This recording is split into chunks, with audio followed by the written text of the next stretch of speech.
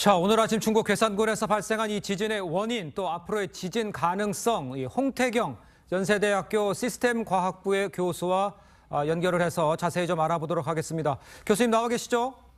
네, 안녕하세요. 예, 이게 진짜 12월 제주 지난해입니다. 4.9 지진 이후에 올해 들어서 처음 4.0이 넘는 지진이에요. 이 강도 높은 지진 발생 이유를 어디서 찾을 수 있습니까?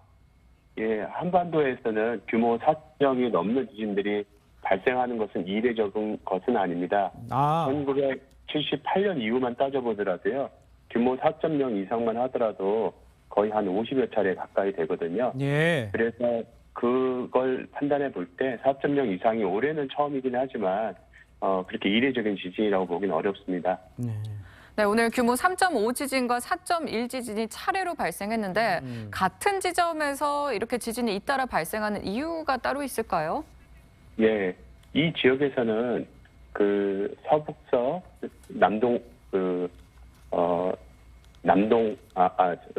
동남동 방향으로 발달한 성구조 구조가 있는데요. 네네. 여기에 따라서 지진이 연쇄적으로 발생한 것으로 파악이 되고 있습니다. 네네. 규모 3.1 지진이 먼저 발생하고 그 후로 한 16초 후에 규모 4.1 지진이 잇따라 발생을 했는데요. 예. 그 후에 발생한 여진들도 이 방향을 따라서 연쇄적으로 발생한 걸로 판단이 되고 있는데 네. 이 방향 아래로 뻗어 있는 지하 단층 구조에 따라서는 추가적인 여진도 발생할 가능성을 배제할 수 없습니다. 추가적인 여진도 발생 가능성이 있다 이렇게 지적을 해주셨는데 일부에서 대만에서 발생한 이 강도 높은 지진과 연관성이 있는 거 아니냐 이런 생각도 하는 것 같은데 그 관계는 어떻습니까? 연관이 있습니까?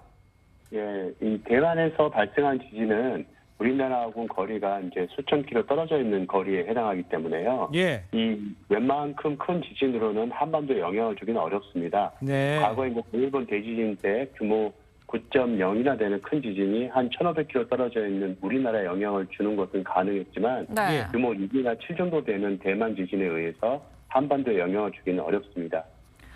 네, 정부는 오늘 지진 발생 직후 중앙재난안전대책본부에 1단계를 가동했었죠. 앞으로 여진 가능성 또 한반도에 이런 강도 높은 지진이 또 올 가능성이 있을까요?